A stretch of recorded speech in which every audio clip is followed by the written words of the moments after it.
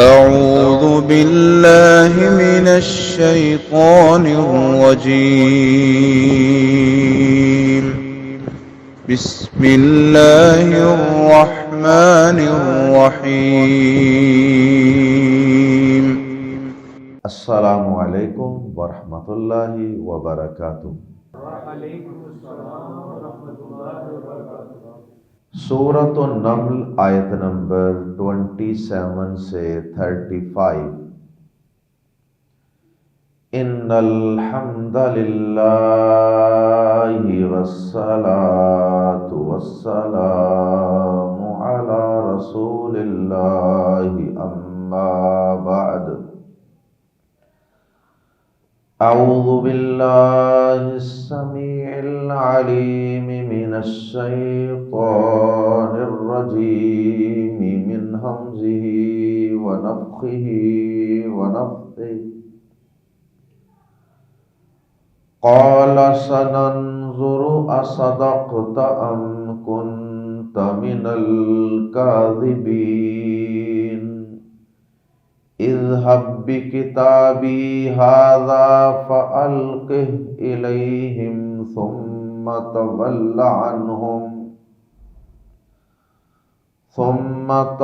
عنهم فانظر ماذا يرجعون۔ قالت يا أيها الملأ إني ألقي إلي كتاب کریم انہ من سلیمان وانہ بسم اللہ الرحمن الرحیم۔ الا تعلوا علی وأتونی مسلمین۔ قالت یا ایہا الملأ افتونی فی امری ما كنت قاطعة امرا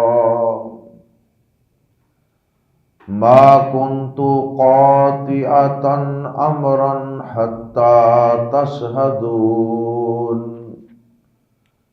قالوا نحن اولو قوة واولو بأس شدید والامر الیک فانظری ماذا تأمرین۔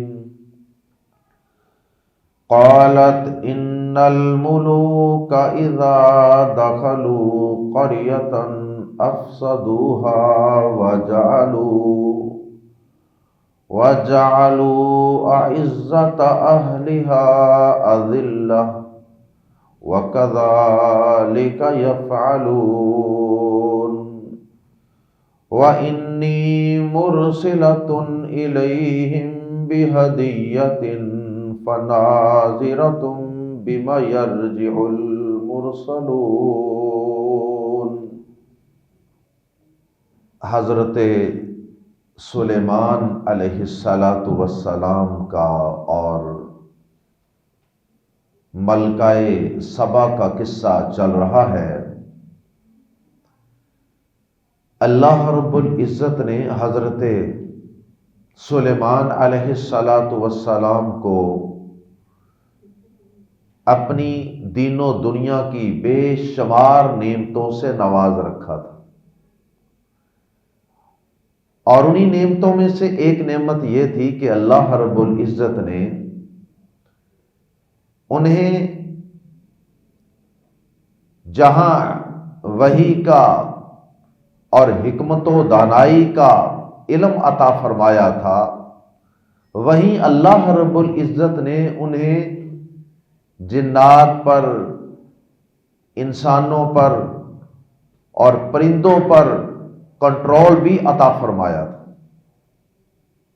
حضرت سلیمان علیہ السلام کے حکم کو ماننے کے وہ پابند تھے، اور سلیمان علیہ السلام ان سے حکم منوانا جانتے تھے۔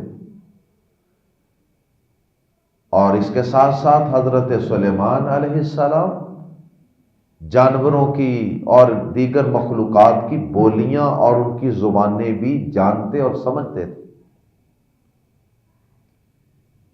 تو حضرت سلیمان علیہ السلام اللہ کے ایک مجاہد بندے بھی تھے، اللہ کے دین کے غلبے کے لیے انہوں نے جہاد بھی کیا، اور جتنی اللہ پاک نے انہیں نعمتیں اور وسائل اور لشکر عطا فرمائے تھے، ان سب کو انہوں نے جہاد کے لیے، غلبہ اسلام کے لیے اور غلبہ دین کے لیے استعمال کیا۔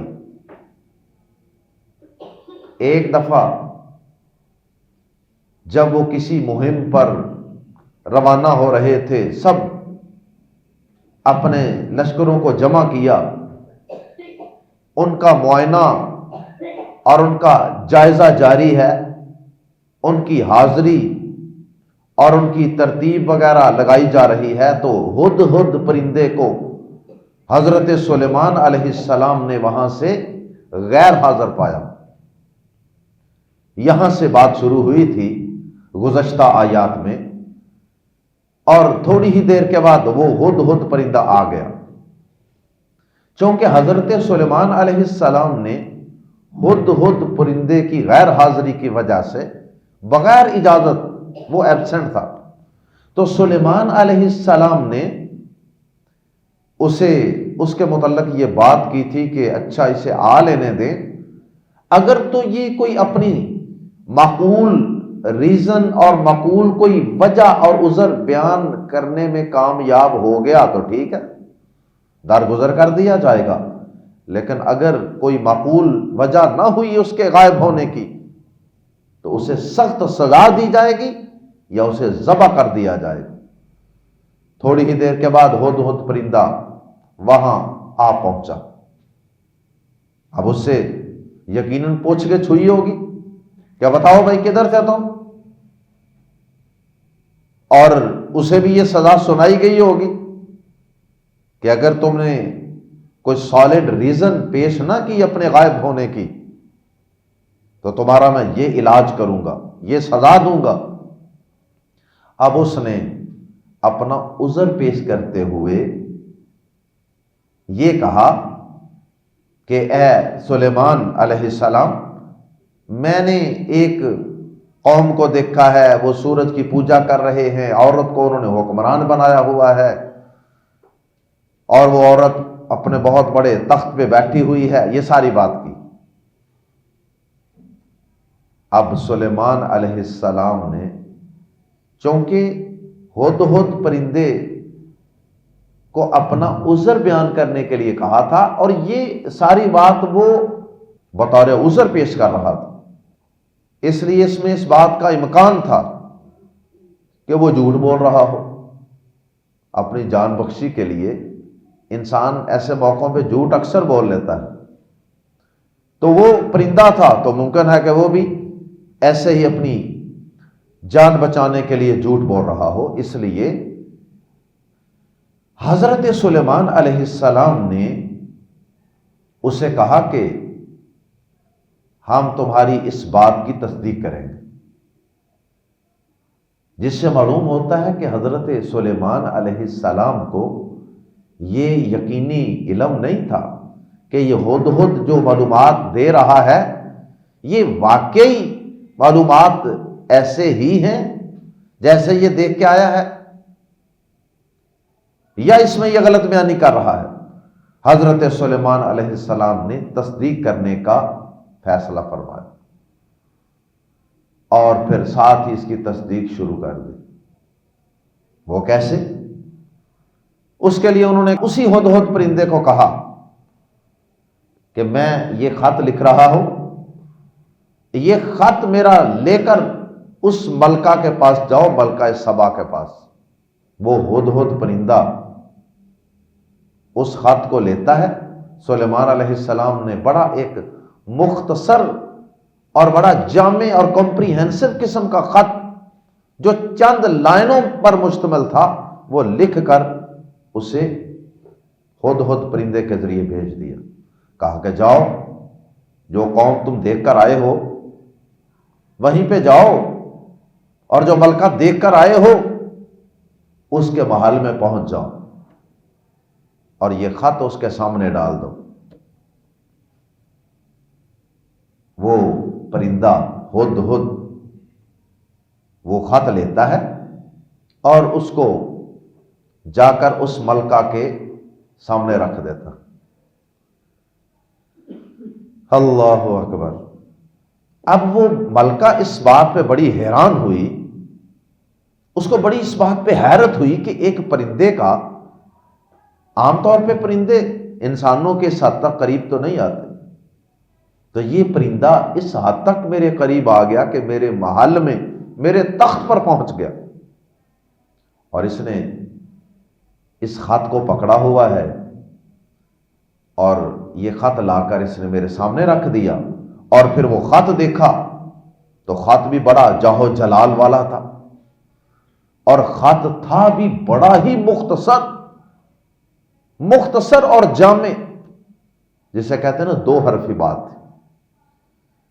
سلیمان علیہ السلام کی طرف سے یہ خط ہے، اللہ کا بھی اس میں تعارف تھا، سلیمان علیہ السلام کا بھی تعارف تھا، اور اس ملکہ اور اس قوم کو سلیمان علیہ السلام نے مسلمان ہونے کی اور اپنا مطیع ہونے کی دعوت اور آرڈر بھی جاری کر دیا تھا.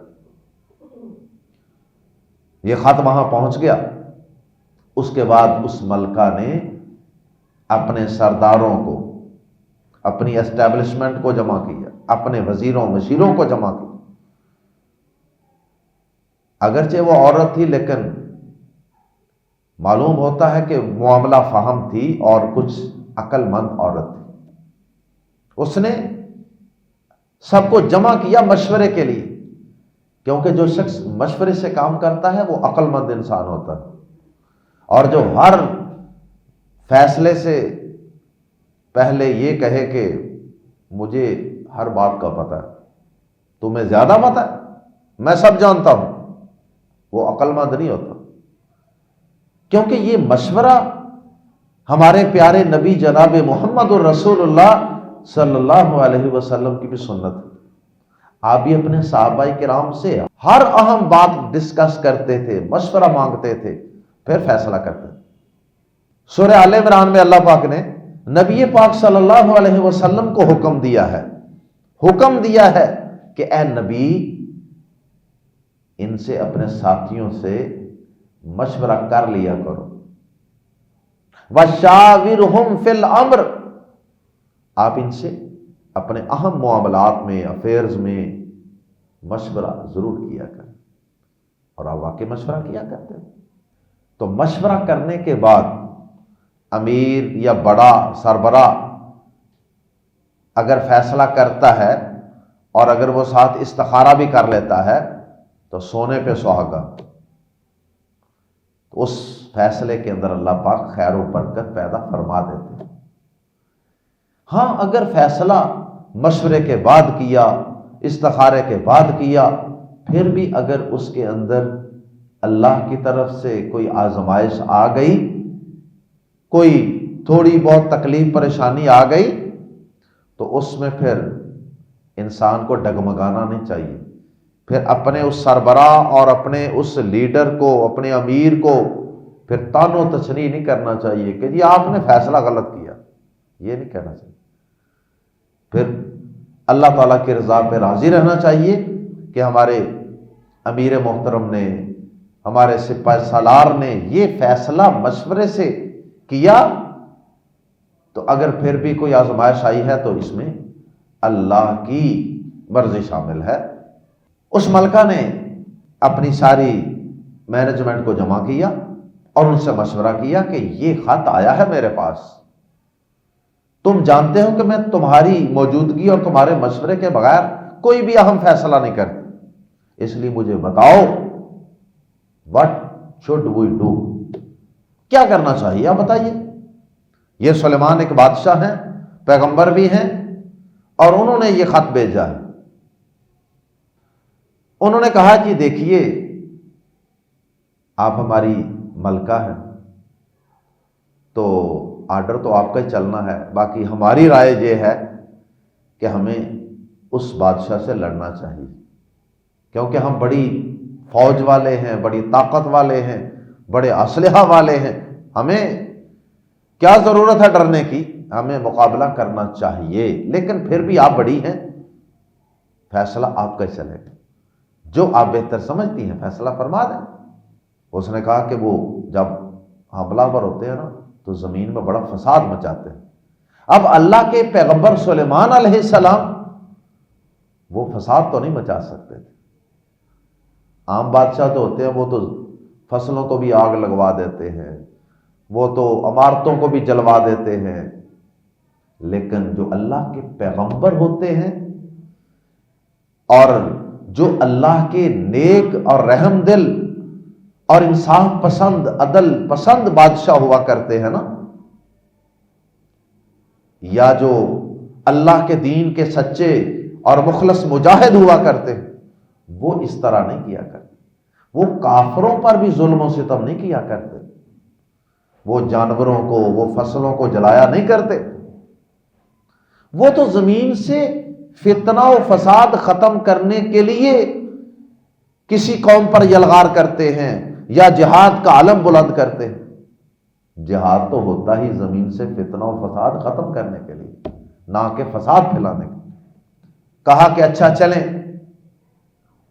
عقل مند تھی، اس نے کہا کہ چلیں، میں اس کے لیے نا ایک پتہ کھیلتی ہوں۔ وہ یہ ہے کہ میں ایک ہدیہ بہت اچھا سا جو بادشاہوں کو پسند ہوتا ہے، اس طرح کا کوئی ایک بڑا زبردست قسم کا عظیم الشان قسم کا ایک گفٹ تیار کرتی، اور وہ گفٹ میں اس بادشاہ کو بھیجتی ہوں۔ اگر تو وہ بادشاہ ہوا کوئی عام بادشاہوں کی طرح کا لالچی بادشاہ، تو پھر تو وہ اس گفٹ کو قبول کر لے گا، لالچ میں آ جائے گا، اور ہم اس سے کچھ کمپرومائز کر لیں گے، ہم اس سے کچھ دے دلا کر کوئی ٹیکس مقرر کر لیں گے کہ بھائی آپ ہم سے کوئی ٹیکس لے لیا کرو، ہم آپ کو سالانہ کچھ مال دے دیا کریں گے، لیکن آپ ہم پہ حملہ ور نہ ہو، ہمیں اپنی قوم میں اپنی حکومت کرنے دیں، لیکن ہم آپ کے انڈر رہیں گے۔ اور لیکن اگر وہ اللہ کا پیغمبر ہوا، وہ عام بادشاہ نہ ہوا، وہ نبی پیغمبر ہوا، تو پھر یاد رکھنا، پھر اس نے تحفہ شوفہ قبول کوئی نہیں کرنا، پھر اس نے اپنے مشن میں کوئی نرمی نہیں دکھانی۔ تو یہ اس نے ایک ٹیکنیک استعمال کی اس ملکہ نے، جہاں سے معلوم ہوتا ہے کہ وہ معاملہ فہم تھی، عقل مند تھی۔ بہرحال عورت جتنی بھی عقل مند ہو، اللہ پاک نے عورت کو حکمران بنانے کی اجازت نہیں دی۔ جب مرد موجود ہوں تو وہاں عورت کے ہاتھ اور اس کے سپرد کر دی جائے، اس کے ہاتھ میں دے دی جائے حکومت اور اقتدار، یہ درست نہیں ہے۔ آئیے قرآن مجید کے الفاظ میں پڑھتے ہیں۔ قال، کہا، کس نے کہا؟ حضرت سلیمان علیہ السلام نے، ہدہد پرندے کے آ جانے کے بعد اس نے جب عذر پیش کر دیا، قوم کی تفصیلات بتا دیں، تو سلیمان علیہ السلام ساری بات سنتے رہے۔ دیکھیں ایک پرندے کی بات بھی توجہ سے سنی، درمیان میں نہیں ٹوکا کہ منہ بند کر، پتہ ہے مجھے بکواس کر رہے ہو، جھوٹ بول رہے ہو، کچھ نہیں کہا، پوری بات توجہ سے سنی، اور پھر اس کے بعد کیا کہا؟ قال، کہا، سننظر، سین زبر سا، ان قریب، ننظر، ہم دیکھیں گے، ینظر وہ دیکھے گا، تنظر تو دیکھے گا، انظر میں دیکھوں گا، ننظر ہم دیکھیں گے، سننظر ان قریب، ہم دیکھیں گے۔ سین زبر سا کا معنی ضرور بھی ہوتا ہے، ضرور ہم دیکھیں گے بھی اس کا ترجمہ کیا جا سکتا ہے۔ کیا صدقتا، کیا یا کہ صدقتا، تو نے سچ کہا، ام یا کنتا، تھا تو من الکاذبین، جھوٹوں میں سے، تو نے سچ کہا یا تو جھوٹوں میں سے تھا۔ اذهب، جا، بھی ساتھ، کتاب لکھی ہوئی چیز کو کہتے ہیں. خط پر بھی یہ لفظ بولا جاتا ہے، لیٹر پر. کتاب کے آگے چھوٹی یا، کتابی میرا خط، بھی کتابی میرے خط کے ساتھ، ہذا یہ، دس، اذهب بکتابی ھذا میرے اس خط کے ساتھ جا. لفظی معنی تو یہ ہے، اور اس کو تھوڑا سا آسان کر لیں تو اذهب جا یہ فعل لازم ہے، اس کو بازر بھی کی وجہ سے ہم اس کا ترجمہ کر دیں گے لازم کی بجائے متعدی میں، جا کی بجائے لے جا. اذهب بکتابی ھذا میرا یہ خط لے جا. فا پس، القہ، القہ پھینک دے، القاء کرنا، پھینک دے، ڈال دے، رکھ دے، پہنچا دے، دے دے. فالقہ پس پھینک دے. فالقہ آسانی کے لیے اس کو فالقہ کی بجائے فالقہ پس اسے پھینک دے، اسے پہنچا دے، الیہم ان کی طرف. اب الیہم جمع کی ضمیر استعمال کی گئی کہ صرف خط اکیلی ملکہ کے لیے تو نہیں نہ ہونا، ساری قوم کے لیے ہونا، اس لیے جمع کی ضمیر الیہم ان کی طرف، اس قوم کی طرف. ثم پھر تولا پھر لوٹا، یا ہٹ جا، انہم ان سے، پھر ان سے دور ہٹ جا، یعنی کہیں سائڈ پہ دیوار پہ بیٹھ جا، کسی درخت پہ بیٹھ جا انتظار میں. فانظر پس دیکھ، ماذا کیا، یرجعون وہ لوٹتے ہیں. مراد ہے کہ کیا وہ جواب دیتے ہیں، کیا وہ لوٹاتے ہیں، کیا جواب وہ لوٹاتے ہیں. What answer they will return. ماذا یرجعون.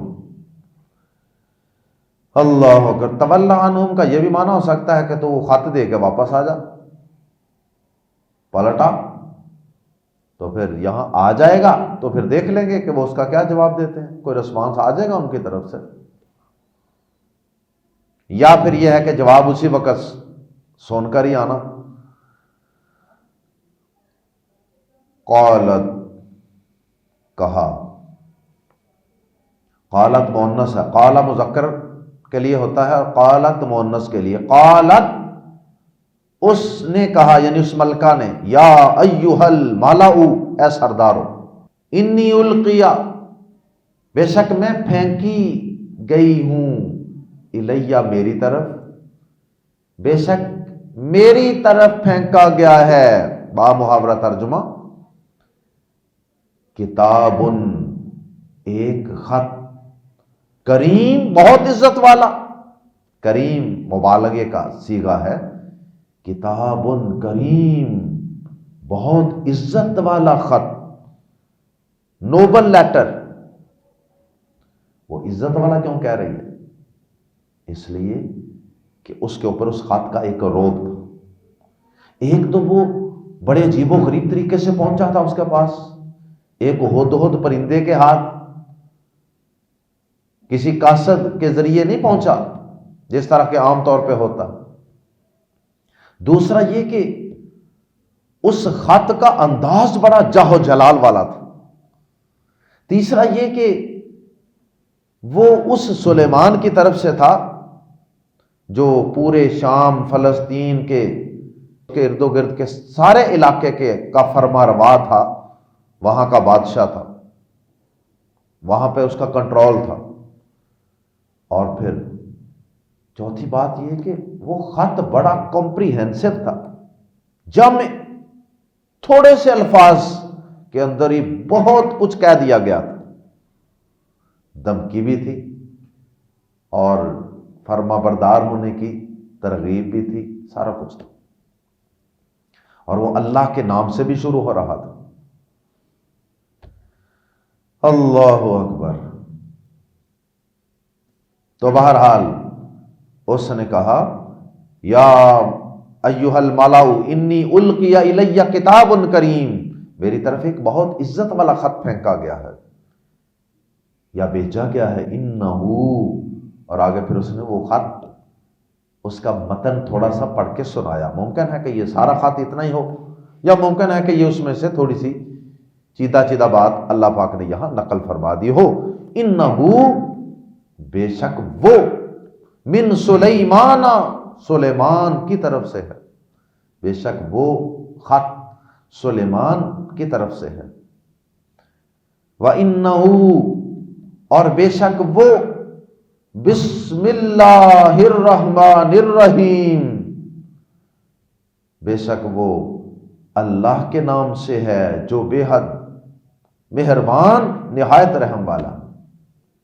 یہاں سے یہ بات معلوم ہوئی کہ خط کے آغاز میں، خط کے لکھنے کے جو آداب اور طریقے ہیں ان میں سے ایک طریقہ یہ ہے کہ پہلے نمبر پہ تو یہ بتایا جائے کہ خط ہے کس کی طرف، اور دوسرا یہ کہ خط بسم اللہ الرحمن الرحیم سے شروع ہونا چاہیے۔ اللہ اکبر۔ پیارے نبی صلی اللہ علیہ وسلم نے جو بادشاہوں کو خطوط لکھے صحیح بخاری وغیرہ میں موجود ہیں، تو آپ نے سب سے پہلے بسم اللہ الرحمن الرحیم لکھی تھی، بعد میں یہ لکھا تھا کہ من محمد صلی اللہ علیہ وسلم الہ ہرقل، یا جو بھی بادشاہ ہوتا، کہ یہ خط محمد صلی اللہ علیہ وسلم کی طرف سے ہے اور ہرقل بادشاہ کی طرف ہے۔ تو وہاں بسم اللہ الرحمن الرحیم یعنی اللہ کا نام سب سے پہلے ہے، لیکن یہاں ممکن ہے کہ اس ملکہ نے خط کی عبارت تو جو شروع کی وہ انہو بسم اللہ الرحمن الرحیم ہی ہو، اور پہلے اس نے صرف یہ بتایا کہ انہو من سلیمان، یہ اس نے ممکن اپنے الفاظ میں لوگوں کو بتایا ہو کہ لو سنو، یہ سلیمان کی طرف سے پیغام آیا ہے، یہ خط آیا ہے، اور آگے خط سنا دیا انہو بسم اللہ الرحمن الرحیم، خط یہ ہے کہ بسم اللہ الرحمن الرحیم، اور آگے خط کا صرف ایک جملہ بسم اللہ کے بعد اللہ، یہ کہ نا ان پلس لا مل کے بنتا ہے اللہ، ان لا کہنا، اللہ کہنا، تعلو تم سرکشی کرو، علیہ مجھ پر، مراد ہے میرے مقابلے میں، یہ کہ میرے مقابلے میں سرکشی نہ کرو، تکبر نہ کرو، بڑے بننے کی کوشش نہ کرنا میرے مقابلے میں، وَأْتُونِي، اور آ جاؤ میرے پاس، مسلمین، فرما بردار بن کر۔ دو مطلب ہے، ایک تو یہ کہ اسلام قبول کر لو، اور دوسرا اس کا معنی یہ بھی ہے مسلمین کا کہ میری حکومت کو تسلیم کر لو، سلیمان علیہ السلام کی حکومت کو، یا اسلام قبول کر لو یا پھر میرے ماتحت جزیہ دے کر، اگر تم نے اپنے کفر پر قائم ہی رہنا نا تو پھر کم از کم اللہ کے پیغمبر کی حکومت کو تسلیم کرو، اور اس کے انڈر تم نے رہنا ہے، اور تم نے جزیہ دے کر رہنا ہے۔ اسلام میں بھی یہی ضابطہ ہے کہ کافر مسلمانوں کی حکومت کو تسلیم کریں گے، اور یا وہ اسلام قبول کریں گے یا پھر وہ جزیہ دے کر، پست ہو کر، ذلیل ہو کر، نچلے ہو کر، آکڑ کر، گردن اوپر اکڑا کر نہیں، پست ہو کر رہیں گے، جیسے سورہ توبہ کے اندر آیت نمبر 29 میں ہے،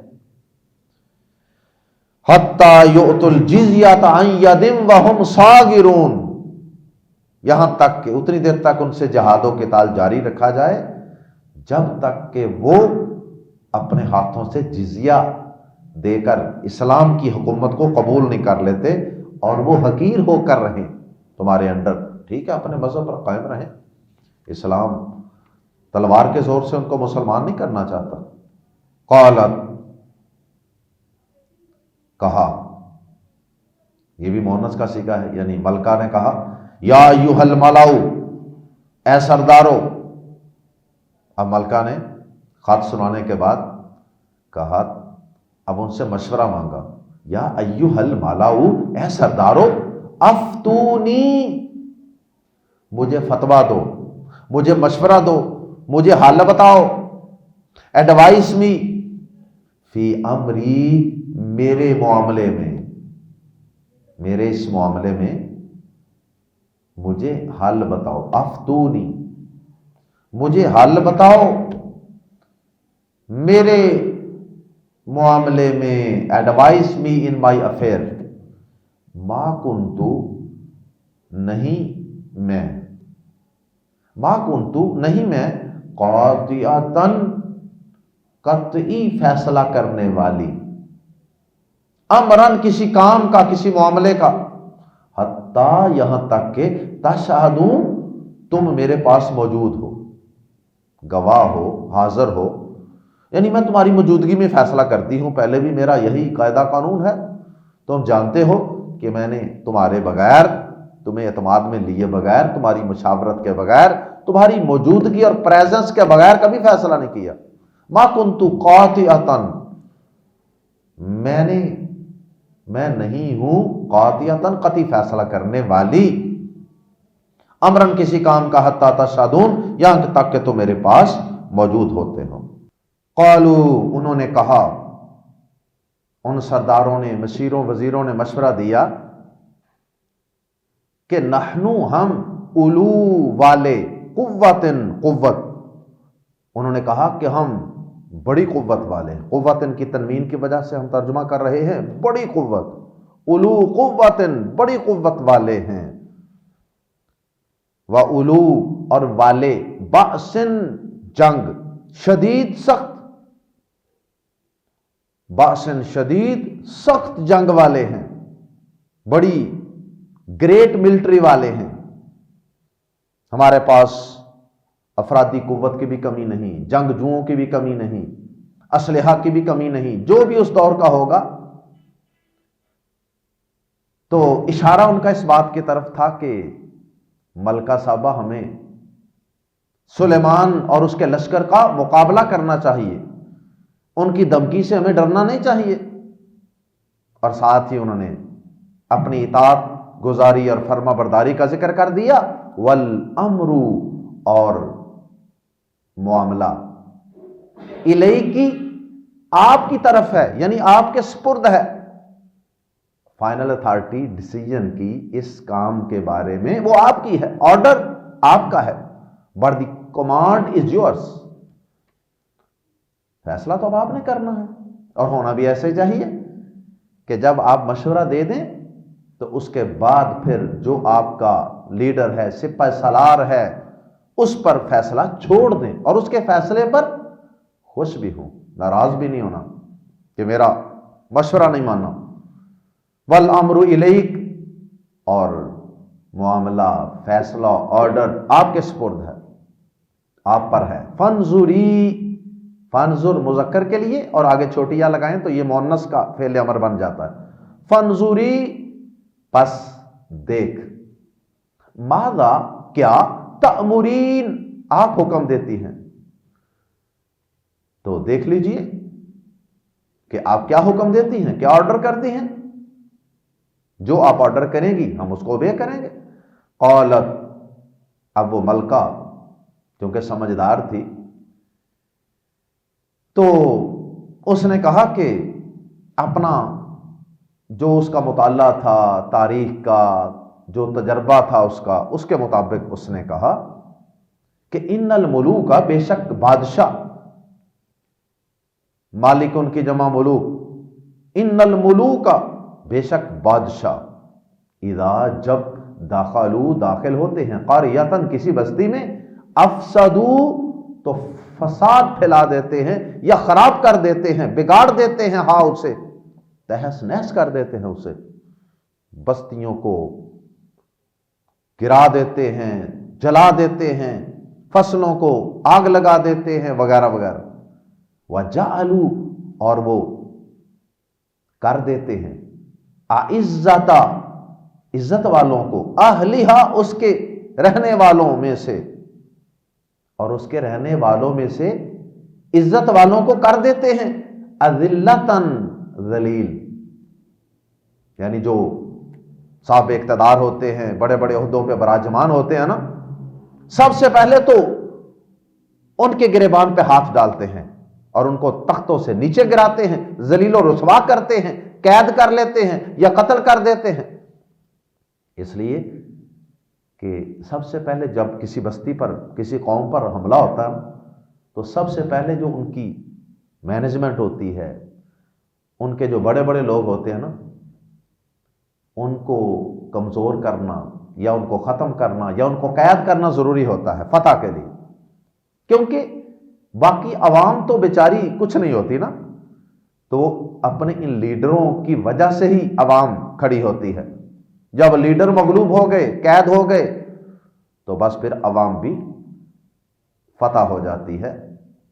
اس لیے یہ جو بادشاہ ہوتے ہیں نا، جب کسی بستی پہ، قوم پہ، قبیلے پہ حملہ آور ہوتے ہیں نا، تو اس میں بڑی خرابیاں کرتے ہیں، فتنہ و فساد پھیلا دیتے ہیں، اور بطور خاص اس کے رہنے والوں میں سے عزت والوں کو ذلیل و رسوا کر کے رکھ دیتے ہیں۔ وَكَذَلِكَ يَفْعَلُونَ، اور اسی طرح وہ بھی کریں گے، یعنی سلیمان علیہ السلام اور ان کا لشکر، وہ بھی اسی طرح کریں گے۔ اللہ اکبر، یہ عام بادشاہوں کی بات ہے، لیکن سلیمان علیہ السلام تو خیر رحم دل اللہ کے پیغمبر اور نیک صالح بادشاہ تھے، انہوں نے کوئی بلا وجہ فتنہ فساد تو پھیلانا نہیں تھا، بلکہ پیغمبر تو آتے ہی فتنے کے خاتمے کے لیے ہیں، وہ تو عدل و انصاف کو قائم کرنے کے لیے آتے ہیں، وہ صرف اور صرف مجرم کو سزا دیتے ہیں، عام کسی شخص کو بغیر جرم کے وہ اپنی بادشاہت اور اپنی چڑھائی اور اپنی یلغار کا نشانہ نہیں بناتے۔ وَإِنِّي، اور بے شک میں، مُرْسِلَةٌ، اب اس ملکہ نے اپنی ایک ٹیکنیک بتائی جو اس نے سوچی، یہ بھی اس کی عقل مندی کی نشانی تھی۔ اس نے کہا کہ وَإِنِّي مُرْسِلَةٌ، اور بے شک میں بھیجنے والی ہوں، الیہم، ان کی طرف، سلیمان علیہ السلام اور ان کی فوج کی طرف، بی کو ہدیتن، کوئی تحفہ، بی ہدیتن، کوئی تحفہ، کوئی گفٹ بھیجنے والی، فا، پھر، ناظرتن، انتظار کرنے والی ہوں، بیما، بی ساتھ، ما کیا، بیما کیا کے ساتھ، کس کے ساتھ، یرجعو، پلٹتے ہیں، لوٹتے ہیں، المرسلون، ایلچی، پیغمبر، پیغام پہنچانے والے، میسنجر جو ہیں، پھر دیکھتی ہوں کہ وہ کس چیز کے ساتھ واپس پلٹتے ہیں، مطلب کیا رسپانس ملتا ہے، کیا جواب لے کر آتے ہیں۔ مطلب اس کا یہ تھا کہ اگر تو یہ عام بادشاہ ہوا سلیمان علیہ السلام، تو پھر تو یہ لالچ میں آ جائے گا، اور ہماری طرف سے جو اس کو نظر نیاز، نظرانہ گفٹ، ظاہر ہے بادشاہ کا بھیجا ہوا گفٹ بھی تو چھوٹا موٹا نہیں نہ ہو، تو اگر تو وہ کوئی عام بادشاہ ہوا صرف اقتدار کا بھوکا، تو وہ ہم سے گفٹ قبول کر لے گا، اور آئندہ بھی ممکن ہے کہ ہمارے ساتھ کوئی کمپرومائز کر لے اور ہم سے کوئی سالانہ گفٹ لے لے، کوئی سالانہ ٹیکس لے لے، اور وہ ہمیں کچھ نہ کہے، ہمیں ایز اٹ از چلنے دے ہمارے اقتدار کو۔ اور اگر اس نے گفٹ قبول نہ کیا تو اس کا مطلب ہے کہ وہ واقعی اللہ کا بھیجا ہوا رسول ہوگا، پھر وہ ہمارے کسی لالچ میں نہیں آئے گا، کیونکہ اللہ کا دیا ہوا ایک فرض اور اپنی ایک ذمہ داری پوری کر رہا ہوگا نا۔ تو معلوم ہوتا ہے کہ یہ باتیں ملکہ سبا کے ذہن میں تھیں، اور اس کے بعد پھر کیا ہوا، وہ گفٹ گیا، ایلچی اور قاصد کیا جواب لے کر آئے، پھر اس کے بعد سلیمان علیہ السلام نے کیا کہا، کیا جواب دیا، کیا ہوا، انشاءاللہ پڑھیں گے آئندہ۔ سبحانک اللہم وبحمدک، اشہد ان لا الہ الا انت، استغفرک واتوب الیک۔